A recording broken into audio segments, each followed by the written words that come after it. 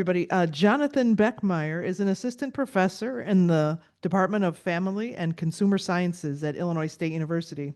His research focuses on the intersections between relationship development, family systems, and well-being during adolescence and emerging adulthood. He has published extensively on adolescent and young adult romantic development and its intersections with sexual health. Dr. Beckmeyer is an assistant editor of the journal Emerging Adulthood and serves on the editorial boards of Family Relations, Family Transitions, Journal of Family Theory and Review, and the Journal of Marriage and Family. Let's welcome Jonathon Beckmeyer. All right.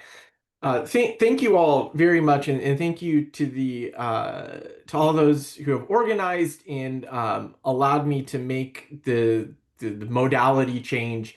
I really wanted to be there and with you all in person, but I've had some family obligations and some work schedule changes that just made it not possible for me to make it up to Wisconsin this time around.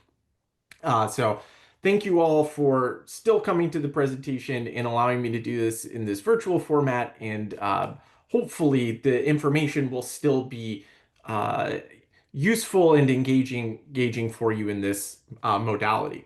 So I'm going to talk a little bit about uh, why I think it's important that we should be engaging our adolescents and young adults in conversations around romantic health and what kind of content we can kind of seed into those conversations based on research that I've done, that my colleagues have done, and that other really excellent adolescent and young adult researchers have put together. I did want to spend a little bit, well, assuming I can get my slides to advance. Okay. I wanted to spend just a moment here at the beginning and kind of set the developmental stage of adolescence and young adulthood. I know that was covered and talked about this morning as well, but I just want to hit a couple of pieces that I think are really relevant for understanding romantic development and its intersections with health, well-being, including sexual health. And so to start with, we need to remember that adolescents are in this very rapid period of development across a whole host of domains. They're growing physically, they're getting new cognitive abilities that children do not have. Their social relationships look different and take on different salience, and their behaviors are changing.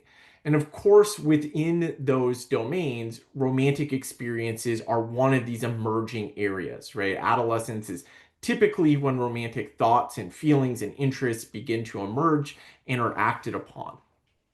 That cognitive and social development are really the drivers of the experience of adolescence, particularly the cognitive, right? As adolescents' brains are growing and developing, they are really getting new capabilities. The ability to see the world as gray instead of black and white, metacognition, self-reflection, all of those kinds of things are skills and abilities that we first encounter in adolescence and that young children really do not have.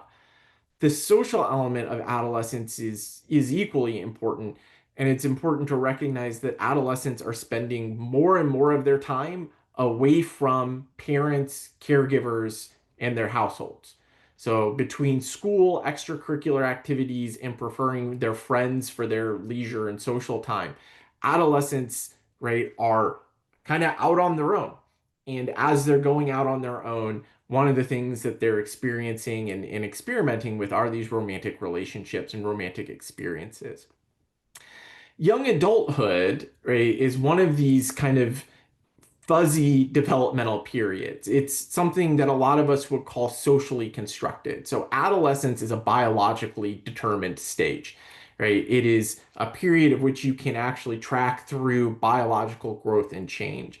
Young adulthood or emerging adulthood, I'll probably use those terms interchangeably, is not necessarily biologically developed. It is socially constructed.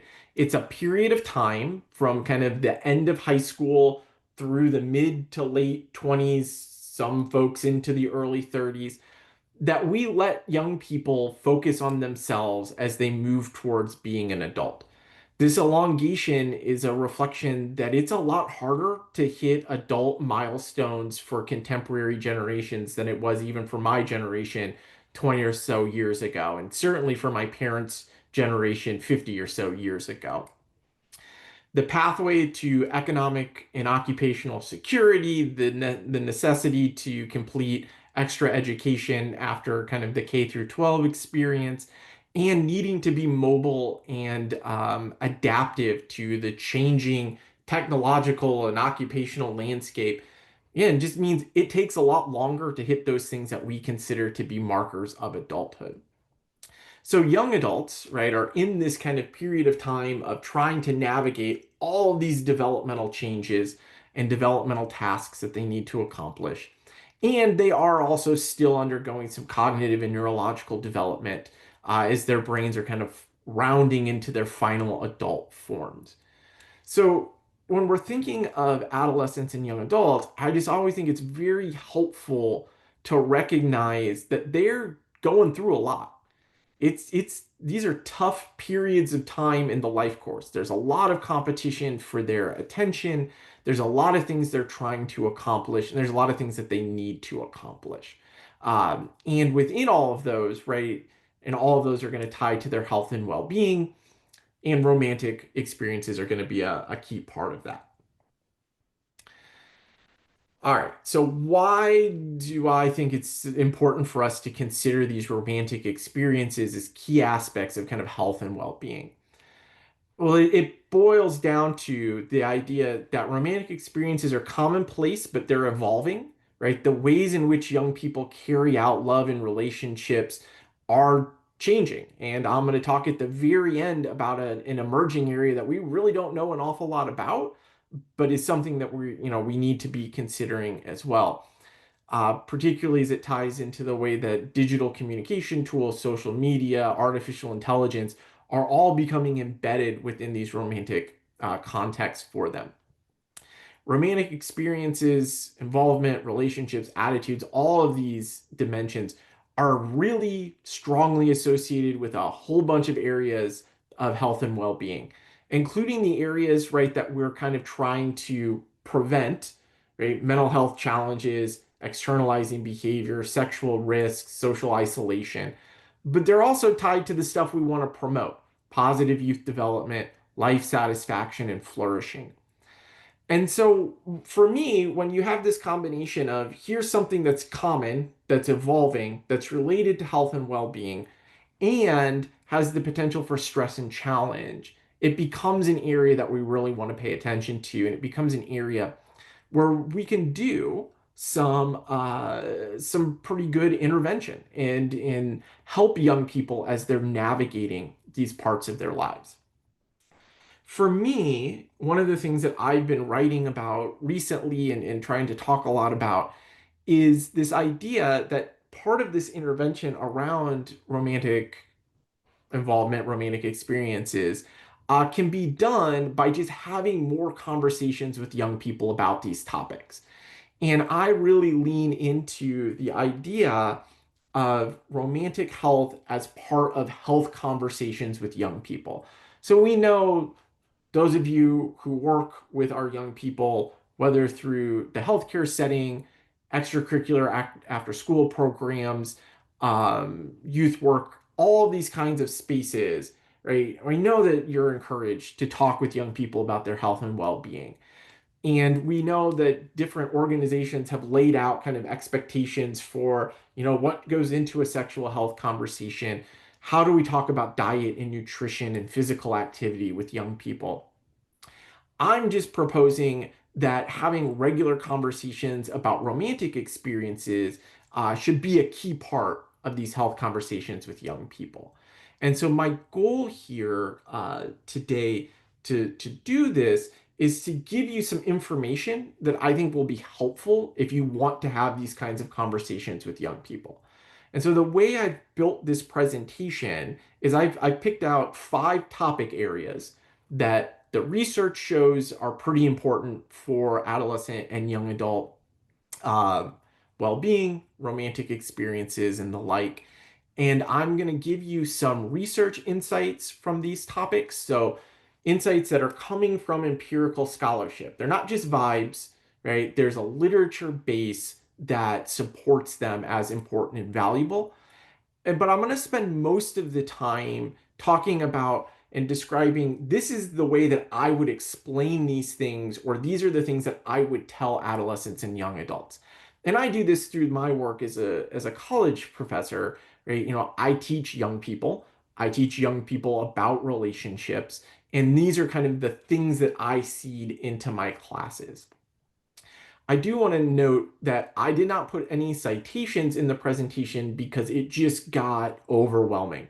And so that's why instead I prepared a separate reference list essentially for the publication or for this presentation that has I don't even know however many, maybe 60 or so references there that are organized around the things that are specific to adolescents, the things that are specific to young adults, that you'll have access to. And if you look at any of those things and you're like, I'd like to read that article, but my job doesn't give me access to the academic literature, just send me an email and I'll send it to you, whether it's mine or not. We just won't tell the publishers that we're doing that.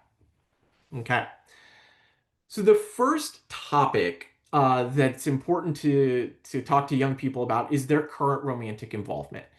And this is one of the basic things that we ask about in like all of our research studies to try to get at are young people currently involved with a romantic partner in some ways. What our research has pretty clearly shown us, and I'll illustrate here as well, is that you have to think of this very broadly. Right? The notion that you can just ask a young person, do you have a boyfriend or a girlfriend, and be able to know if they're romantically involved with someone isn't going to work because they're using a whole host of terms. There's a whole bunch of different activities that all have romantic components to them, and all of them are important for their health and well-being. So you've got to be ready to ask and talk to them about things like crushes and talking and situationships and relationships. And increasingly, are these things happening in person? Are they happening online? Are they happening with an AI chatbot that is becoming this bond for you? What the way that we approach this in our research is we start very broadly and we just ask our participants, we ask young people, are you romantically involved with someone right now, even if it's new or casual? And if they say yes, then we follow up and try to get them to explain to us what their involvement is. And if they say no, we follow up and ask them, okay, what are you doing? Are you single, or are you still involved in some activities? And I'll show you some data from young adults that illustrates, people that are seemingly single are still engaging in kind of these romantic activities. It's important to recognize that current well-being is associated, or current involvement is associated with well-being. And interestingly, or I think is interestingly, is pretty consistently for adolescents, current involvement is harmful for their well-being. But for young adults, it supports their well-being. And it ties into issues around time and investment and quality and all of these different pieces that contextualize that. But for adolescents, right, we do pretty consistently find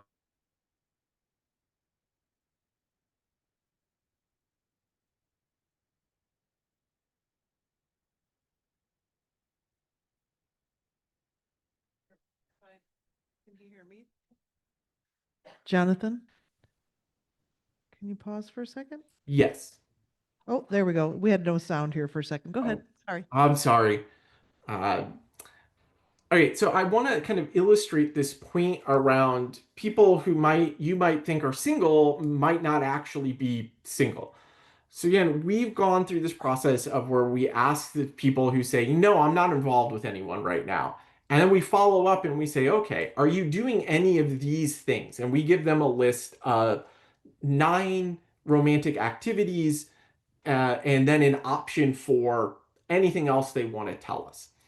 And what we pretty consistently have found, these are three samples with young adults, is that you get about half of the people who you might think are single are doing something. There's something that's going on in their life.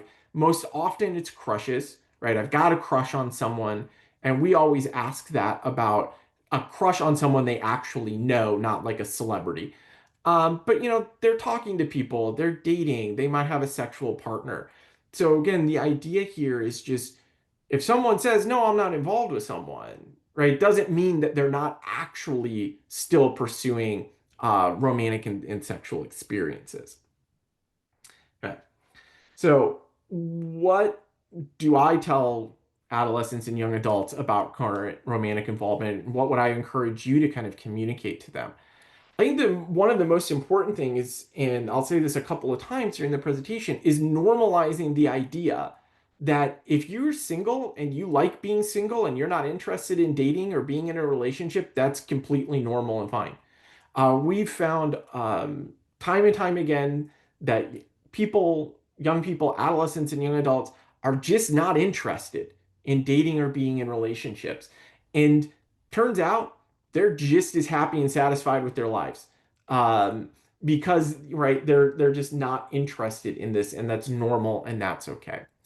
For adolescents in particular, I tell them your partner should be someone that you have fun with, that you enjoy hanging out with, but this is not a person that you should be relying on for socio-emotional support, and you're not a source of socio-emotional support for them. 16-year-olds can't help 16-year-olds through major life transitions. They don't have the developmental capacity to do that. So really emphasizing that relationships and dating thing, it's a fun social thing to do, right? It's not an end game. That these are experiences that you can have, and it's completely appropriate to just break up sometimes because it's not making you happy anymore. That's just normal, and that's okay. Communication is awkward. Romantic communication is awkward. There are a whole lot of studies that where adolescents and young adults again and again and again just describe how awkward they find communicating romantic interest and communicating with romantic partners. So we just need to normalize that to just let them know, yeah, it is awkward. You'll get better at it, but just because it's awkward doesn't mean you shouldn't do it. And that's where this idea of it's really important to try to get on the same page with the people that you're involved with. Do you have the same goals? Are you defining this experience in the same way? And so if we have these conversations with our young people and we talk to them about, right, again, it's okay if you don't want to be in a relationship, you don't want to date. Keep things fun. Focus on that element. Modulate and don't try to be those sources of support when you're not ready to do so, and just have that communication. They're going to be better equipped as they're moving forward with their romantic experiences. Okay. And second topic that's important for us to talk to our young people about is the quality of these experiences, right? So involvement is just I'm involved in some way, but the quality is what really counts. And that's what's really and most strongly associated with well-being.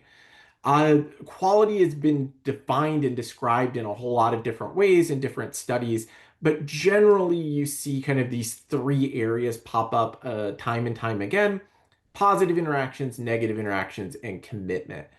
And so positive interactions, right? They're what you expect. They're the positive things that we do with our partners, right? They're the fun dates that you go on. They're the gifts that you give. They're the nice things that you say. All that kind of positive stuff. Negative interactions is that coercive behavior, that controlling behavior, the jealousy, the lack of trust. Conflict, kind of, because conflict is not inherently bad. The way we resolve conflict can be bad, but the fact that you have conflict with romantic partners is just life.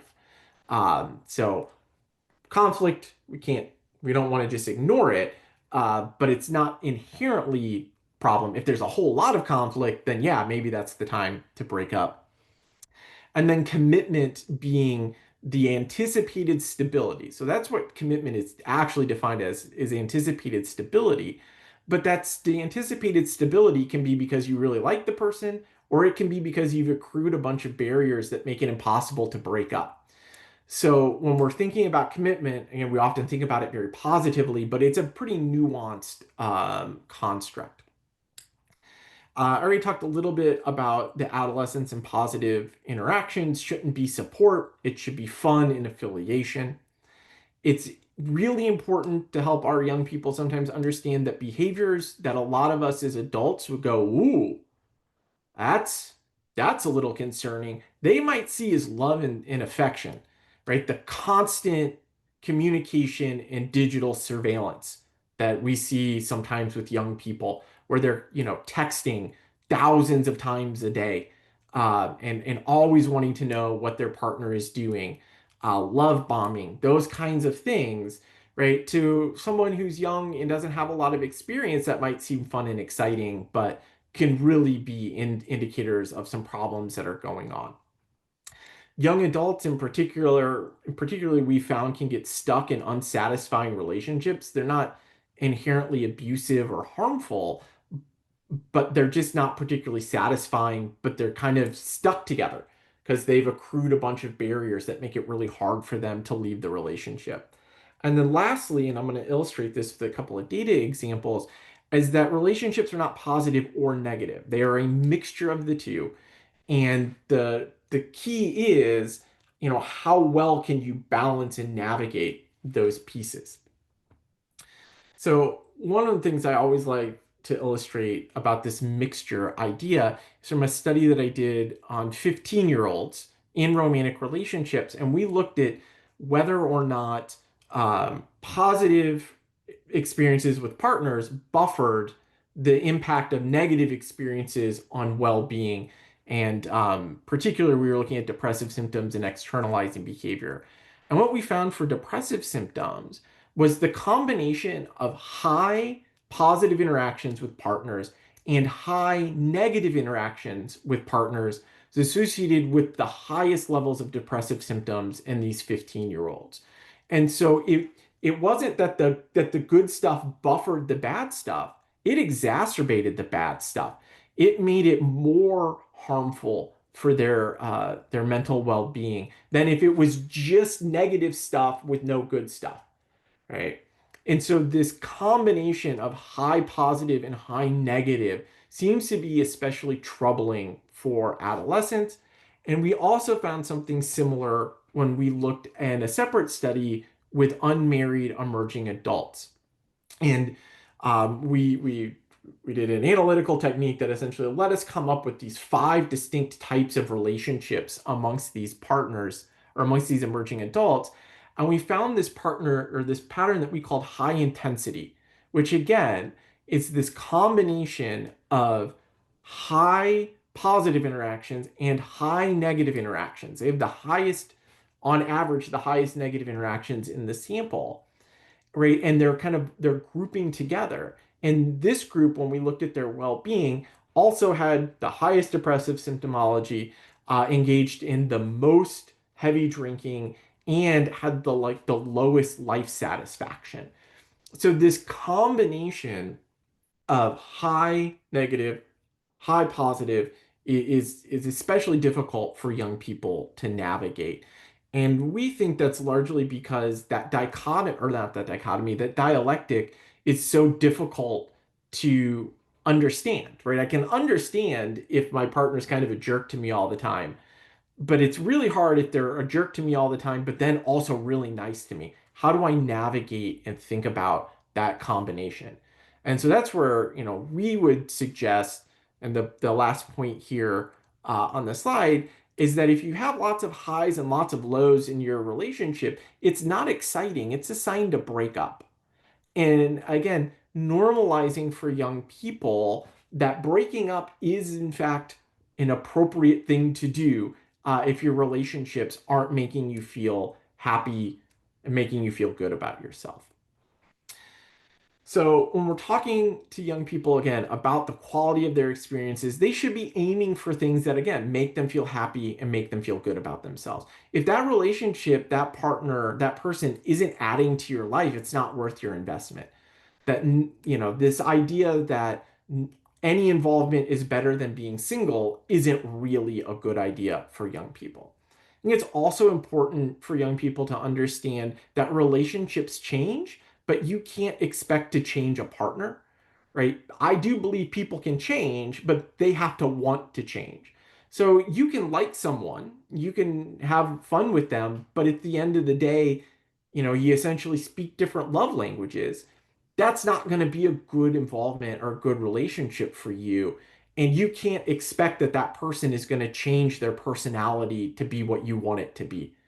And so, again, just this normalizing that it doesn't have to be terrible as a reason to break up, but if the person doesn't mesh well with you, they can be a good person and have a lot of great characteristics, but they're just not good for you.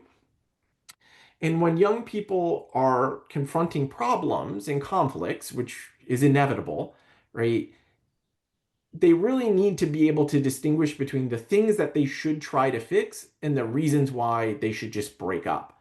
And I say that a lot, and I'm going to say break up a lot. And I don't say it flippantly of like, oh, we shouldn't try to sustain our relationships or things like that. But again, for young people, right, who maybe this is their first or their second relationship and they're 19 and 20 and 21 years old, they got a lot of life left. And it might be that this person was good for right now, but they're not good for 5 years from now. And you can try to fix things, or you can just recognize right now, maybe it's best that we end this and we go on and continue to work on ourselves and work on our romantic involvement.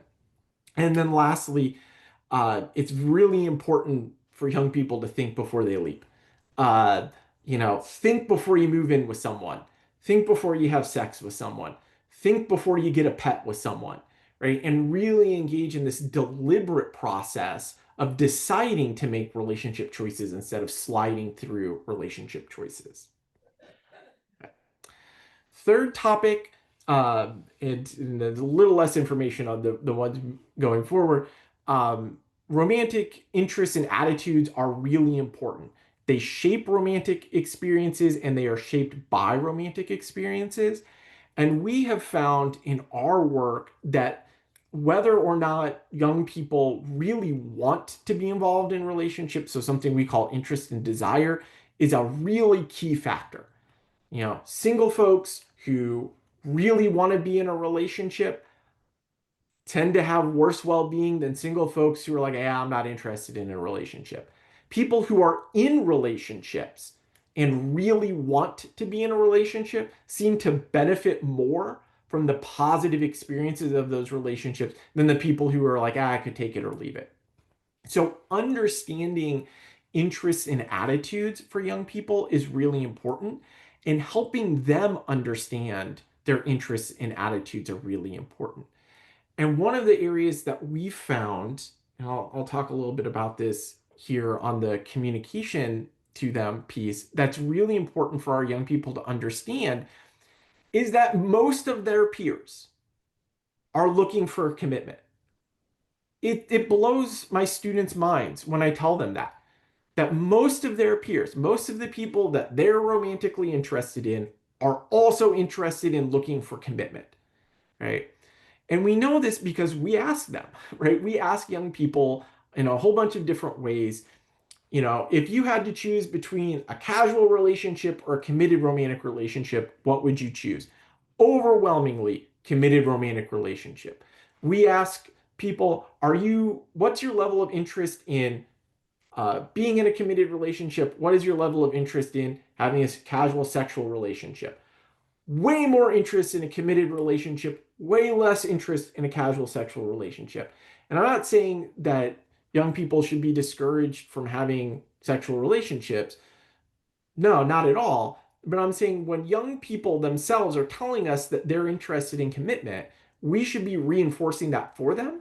Because then when we ask them to tell us what they think their peers are interested in, they almost universally will say, well, my peers are not interested in commitment.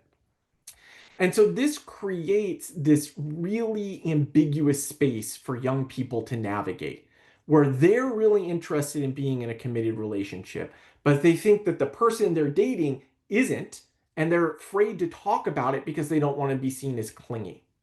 So it's just so critical that we help our young people understand what their own personal attitudes and desires are and how to talk to their peers and partners about their interests and attitudes and desires so that they can see that they're actually aligning with each other. Right? It's really important to help our young people kind of address these four questions. Um, are they ready for commitment? Right? So they can want commitment, but they might not be in a space where it's a good idea. Do they have current and long-term romantic goals? Right? What do they think is a healthy relationship? Right? Can they articulate that to you? What are they looking for? Right? Do they have guidance or not guidance, but do they have standards that they're trying to meet in their partnerships? And then for those who are single but want to be in a relationship or they want to date someone, what's holding them back? Right? Because, and again, I talked to my undergrad students about this, and I'm like, there's 25,000 undergrads at my university. You know, if you're interested in dating someone, you're never going to be in a better pool of people to choose from. So what's holding you back? What's keeping you from finding people, from having those conversations, from asking someone out on a date? What is holding you back? And these kinds of questions, right, allow young people to engage in this self-reflection that can be very helpful for them to understand what they're doing and what they want to do. All right. Fourth topic that's important to talk about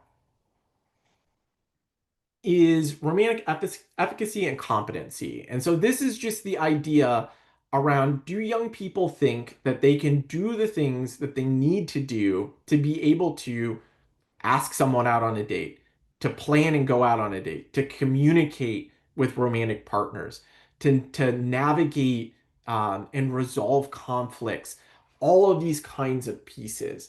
And we know that romantic efficacy and competency are really important, but they're things that we build with experience. And young people don't have a lot of experience.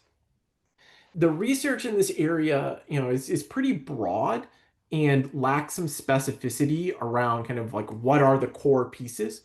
But across a bunch of different studies, right, lots of things related to communication are important, right? Can you communicate interest in an appropriate way?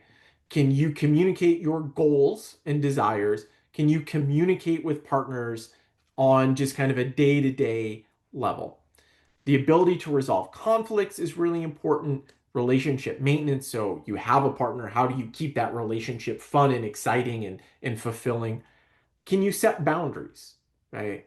Can you integrate your romantic involvement, your life goals, and all of the developmental tasks that you need to accomplish? And can you break up when appropriate? So all of these are kind of these core pieces that our young people need to be able to do and develop. They're going to be developing that though over time. So it's important, right? And things that I communicate to young people is, right, you're not going to know how to do everything right when you're dating or you're in a relationship. You're going to do some things that are going to make the other person angry. They're going to do some things that are going to make you angry. It's just the important piece is, can you reflect on that? Can you grow from it? Can you resolve those conflicts if necessary? Right? And can you learn and can you grow? I know there are a lot of relationship education programs that try to teach competency, but the outcomes for a lot of those programs aren't especially strong. And I think it's because, right, we learn all in our social relationships through doing. So there's going to just be a lot of trial and error in young people's relationships. And I think they just need to kind of know that and understand that. They can make themselves better romantic partners if they work at it. And that is should be a goal for them. Um, One of the things that I really, especially when I talk with adolescents about, is that one of the really key parts of romantic competency is accepting when someone doesn't want to go out with you or date you or they want to break up with you, right? Like you can control your feelings, but you can't control someone else's feelings. And people don't want to date people for all kinds of reasons, and it's not because they think that you're ugly or you're a bad person or anything like that. It's just they're not interested in dating, or they have, a different type. It's okay. And just kind of normalizing that idea that one, it's okay to say no to someone, right? If someone asks you out, you don't have to say yes. And two, if someone says no to you, that's okay. And one of the things that we've often told adolescents about is a rule of three, right? Of like you can ask someone out three times, three different ways, and if they say no three times, they're really not interested, right? So if you ask someone out and you go like, "Oh, do you want to go and see this band?" and they say no because they're just not into that music, that's one thing, right? So maybe they're saying no not because they don't want to date you, but because they don't want to go listen to that terrible band that you think is so exciting and fun, right? But then you ask them out again, right? Oh, would you like to go to have lunch? No, I don't want to go and have lunch with you. Like, oh, would you like to go for a walk? No, I don't want to go on a walk with you. That's three no's. It's time to move on. Because again, when we're talking about young people who don't have a lot of experience, right? They may not know to say, oh, I don't want to go on that date with you, but I go on a different date with you, right? So kind of like a rule of three, right? If you get shot down three times, it's time to move on. And it's okay. It's not anything about you. It's just they're not interested, and that's okay. Communication is just gonna be awkward, right? So helping our young people, I mean, I'm 44 years old. Romantic communication is still awkward for me, and I'm supposedly an expert in this. It's just gonna be awkward, but that's not a reason to not do it, right? It's important to have communication and talk with people that you're interested in, people you're dating, and have those define the relationship talks. Right? When we've done, and some of my colleagues have done studies where they've asked young people to map out the stages of a relationship, a define the relationship talk is almost always included as an important stage. It's the way in which young people gain clarity around what they're doing with this person. And so it's really critical to have those conversations. And it's not a one-time conversation. It's something that you might need to have many times, two, three, four, five times, depending on how long you're together, to just, again, understand what are we doing so that we're on the same page. So these, again, are just things that we're trying to normalize, or I would like to see us normalize with our young people. All right. The last topic I'm going to talk about, and probably of maybe more relevance to the summit, is sex with romantic partners. So despite, again, kind of what a lot of news media and social media posts would have us believe, adolescents and young adults, sexual behavior most often occurs with romantic partners. It's not to say that they don't have sex with people who aren't romantic partners. Sometimes they have sex with people who were romantic partners and now they've broken up, right? But when we ask adolescents and young adults about who their most recent sexual partner was, when others have asked about, the types of sexual partners that they have had, romantic partners is far and away the largest category. So it's important to understand, right, that sex happens for these young people most often within the context of a relationship. And there are some really interesting dynamics and findings that kind of come from this.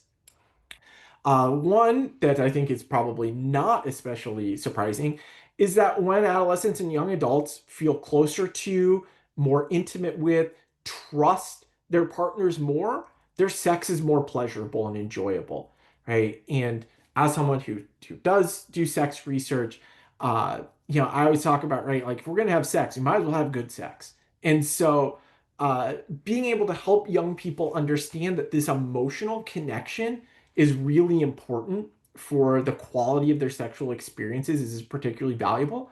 In the research that we've done, uh, closeness and intimacy with a partner is more important for the kind of like the quality and pleasure in sex than are the actual sexual behaviors that they engage in.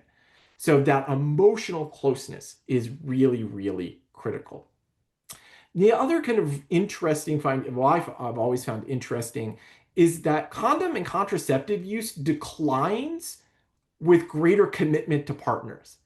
So adolescents and young adults are more likely to consistently use condoms in particular, but also contraception with partners that they feel less committed to. The longer they're with that partner, the more likely that those practices will drop away.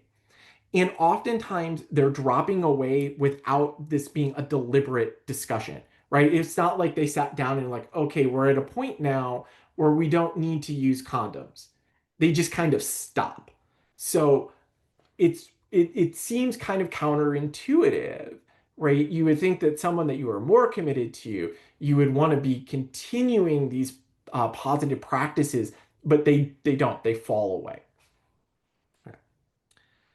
I also want to talk a little bit about sexting with romantic partners. This is an area of research that I've done a bit of work in, and others have as well. Um, because sexting has largely been framed as an inherent risk behavior for both adolescents and young adults.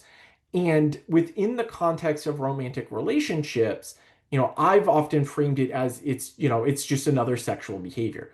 And we've found in our studies that about half of young adults with romantic partners are sexting with their partners. Amongst those who are not, they don't have any interest in doing so. So it's kind of like there's a bit of a deliberateness that's going on. Sexting is much more common amongst young adults than adolescents. And I frame this as a form of relationship maintenance and behavioral intimacy, right? It's for young adults in particular, it is a way for them to flirt with their partners, to communicate sexual interest, to kind of get reinforcement that their partner finds them attractive and sexy. But it is important to understand that sometimes young people sex for not great reasons within their relationships, particularly anxiety. Right, I'm concerned that my partner might want to break up with me, so I'm going to engage in this behavior to try to, kind of ease that anxiety. Or, my partner's kind of badgering me for sex, so I'll just send them some sexts instead, and that will maybe that will alleviate some of the concern. But we have found that for specifically for young adults who want to sex and do sex with their partners, um, they they're they feel more positive about their relationship with their partners. Okay, so I'm almost done. I have 3 slides left. We're talking about sex and romantic partners with our adolescents and young adults. Again, it's think before you leap, right? I mean, whenever we're talking about sex with young people, just reinforcing the importance of making deliberate decisions and really thinking, right? And not in a way that we're judging their behaviors, right? It's not my place to judge their behaviors, but I can help them think about how do I do this in a way that's going to be healthy, which is going to make me feel good, which is going to make my partner feel good, right? And it is going to enhance my well-being rather than be something that becomes a source of stress and conflict in my life.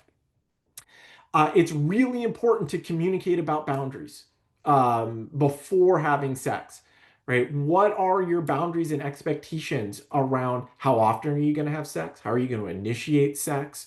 How are you going to communicate these interests, right? These kinds of things young people don't want to think about, and because it's awkward and it's uncomfortable, but it's really important. We often, when we talk with adolescents in particular about sex, we reinforce the idea that there are lots of different ways to have sex that doesn't involve a penis going in something, and that there are lots of different ways to have sex. They can be pleasurable in different ways, and you have to accept that your partners may not have the same sexual interests as you do, and they might have boundaries that you don't have. And again, part of being a good partner is respecting other people's boundaries. If you're going to sext, it's really important to talk about those boundaries and expectations again, and talk about what you're going to do with those sex if you break up. right? That's something that young people, they don't want to think that they're going to break up, but it's important to plan for that. And then again, just reinforcing the importance of being consistent with condoms and contraceptive use. If you're going to be having sex um, that can lead to pregnancy or STIs, it's important to use these practices and use them consistently. Okay. So I wanted to mention a few topics that are kind of emerging that we don't know enough about, but we really need to start thinking about. And the first one might seem a little weird, depending on kind of where you are in these spaces, but young people are forming and carrying out and having what they define as romantic relationships with AI bots and programs where they're saying this there are specific programs where you can go and make an avatar of what your partner would look like, and they are talking to that avatar like they are an in-person romantic partner. And they are relying on them for support. They are relying on them for all kinds of things, and it can be harmful to them in some context. We don't know enough to be able to say this is inherently bad and shouldn't be done, but we also can't ignore that it's happening. I think there was like a Pew study that came out late in 2025 that like 25 to 30% of teens were saying that they turn to AI chatbots for help with personal problems, and would go to those bots before they would ask a parent or caregiver, teacher, coach, healthcare provider for advice or help.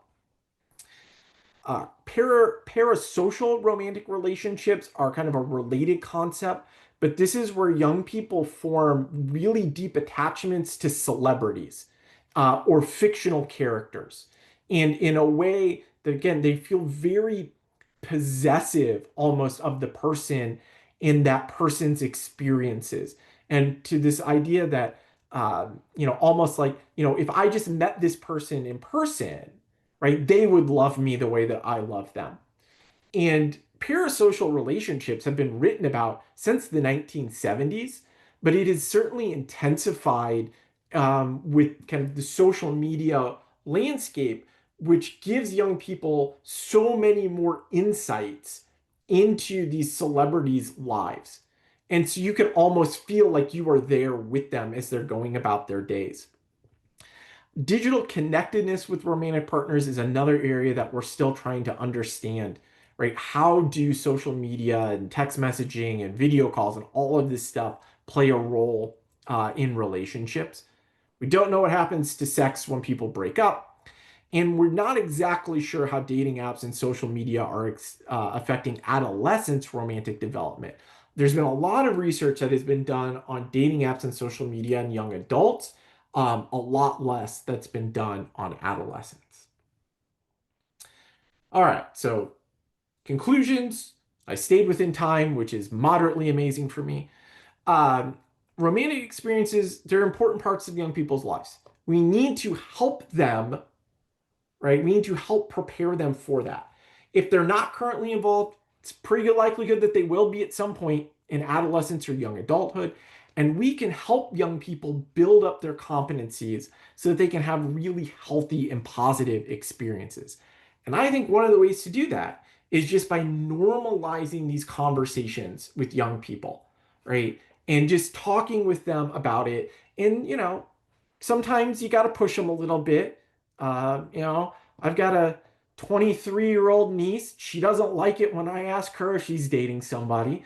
But, I push it a little bit because I think it's an important thing for her to understand and think about.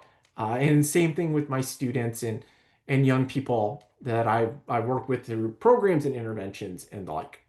And that is it. So thank you all for listening to my voice without me being there in person. And if you've got anything you want to talk about, I mean, we've got a few moments now, but later on, you just want to send me an email. I'm happy to chat with anyone about this at pretty much any time. Wow, thanks so much, Jonathan. Let's have some applause. Thank you. It's a wealth of really important information. We appreciate it. Here's one question. In our plenary talk this morning, the speaker spoke about self-efficacy in adolescents and young adults. And then you mentioned romantic efficacy. Could you do a little compare and contrast on those two? Yeah, so I would say that romantic efficacy is a special form of self-efficacy. So self-efficacy is typically defined as the ability to like achieve the things that you want to achieve and being able to do so. And to be able to achieve things, we have to have skills and abilities.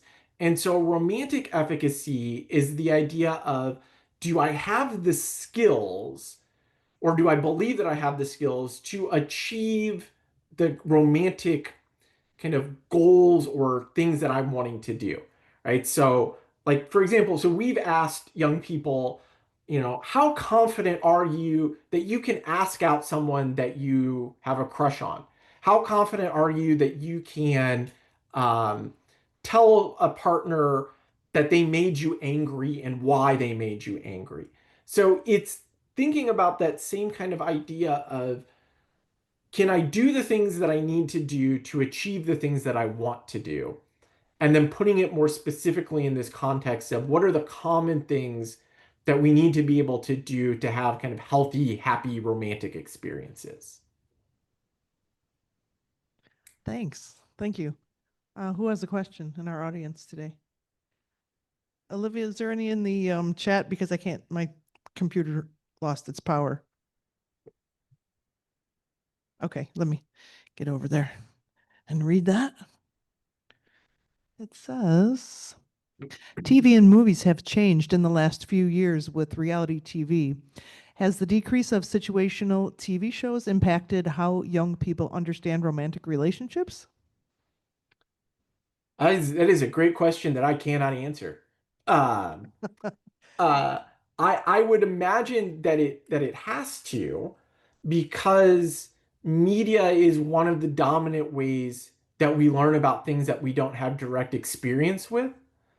But whether or not the the portrayals in these things are more or less accurate, or young people are more or less sophisticated in understanding them from like a media literacy lens, is an open question. There have been actually very few research studies that have looked at the links between romantic content in movies and TV shows that teens themselves watch, and then how that links to teens' romantic experiences, competencies, and the like. Um, so, I mean, I want to say yes, but I can't say yes from an empirical sense. So I can just kind of say yes from it would shock me if it hasn't. Thanks for that. Yeah, the information that you've shared today is really helpful. A lot of the folks that are here today are health department staff who work with youth in their job in doing STI control and prevention. And I think that the information you provided has helped to give a better depth of understanding regarding adolescent and young adults in their so that will inform their interactions with them. Who else has a question anymore? You're hitting right up against the lunch here, Yeah, Jonathan. I know. So I know everyone's ready to go for that lunch. I understand. okay, I'll just check the chat one more time or the Q&A. I do not see anything, and there's no. Oh, wait, is there a hand? Is that a hand? Okay, here we go. One more question. You mentioned that the young adults are starting to get into like even 30s. And I think that's probably something important. A lot of those that work with the public think. Is that a lot to do with the fact that like they can't afford to move out on their own anymore and tend to be under their parents' house or things along those lines where you don't even have the opportunity to Mhm. make those progressions? Yeah, I mean, it's a perfect storm of stuff.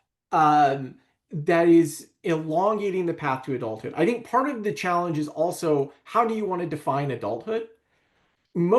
Historically, adulthood has been defined as family formation. So if you're married and have children, you're an adult. If you're not married and don't have children, you might be an adult if you've done some other things, like have stable employment or maybe you own a home. But for if you look at just how long it takes to get to different milestones today, it just means that the things that we would expect to, to see someone who identifies as an adult themselves, or I identify as an adult, um, it doesn't happen at 21 and 22 anymore. It happens at 29, 30, 31. I mean, the average age of first marriage is like 32. And the average age of first childbirth for women, I think, is like 28 and a half. And so if those are the markers you're using to decide someone is an adult, then it's not going to be until their 30s. And a lot of that is, I mean, I believe a lot of that is economic and education. That just the what it takes to have economic security today is an advanced education. Advanced educations take time. And then even once you have the education, there's a lag between that and then the stable employment that gets you to that economic sufficiency. So it just takes a lot longer. And it's not because young people are lazy. It's because everything costs more and companies don't want to pay as well as they used to. And it just takes so much longer and so much more effort to get to those milestones than it did 50 years ago when my parents got married at 21 and bought a house immediately for like $3,000. That's just not something we can expect for young people today. Jonathan, does it also have something to do with the fact that, with neurological development, that we know that the brain is not done being formed till they're 25 or 26? Yeah, I mean, kind of like once you get into the early 20s, your prefrontal cortex can override the amygdala. You can make pretty rational decisions in most contexts in a way that a 14-year-old can't.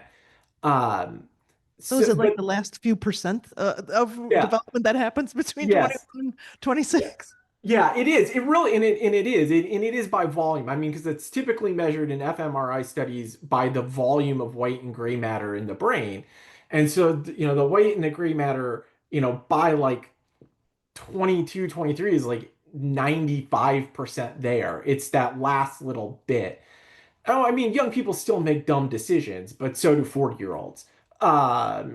It's just I think adulthood has historically been a socially constructed phenomenon, right? We have these markers of things that we think people need to achieve to be an adult, and it's just a lot harder to get them today.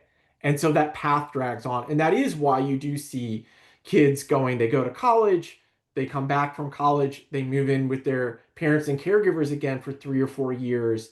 Because, yeah, they may have a job, but that job doesn't pay them enough that they can afford rent.